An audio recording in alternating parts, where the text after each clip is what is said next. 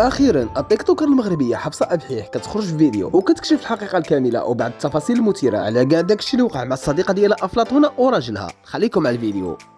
كنت فهاد الماكسيموم ما نهضرش، ولكن صافي قررت ان نهضر لانه صافي بزاف ولا حتى بزاف. اول واخا كلشي كيسب فيه واخا كلشي كيعرف فيه، انا عادي ما عنديش مشكل لانه النيه ديالي مع الله سبحانه وتعالى عالمه بيا وربي كبير. هادشي اللي غادي نقول لكم.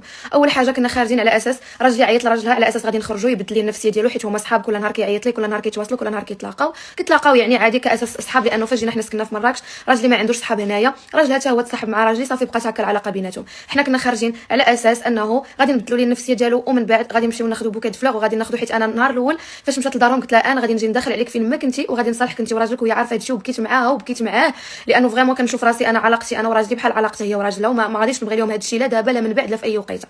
دونك كنا باغيين نمشيو نهزوه ونمشيو نصالحوهم ونديروا لها هكا سوربريز. هي كنا بغينا نديروا لها سوربريز باش نمشيو ونصالحوهم. وانا ديجا اصلا حاولت نصالحهم ما مره ما جوج، وكنعيط لها وكان ما كنخلي ما كندير، انا كنعيط لها وراجلي كيعيط لراجلها. هادشي اللي كاين.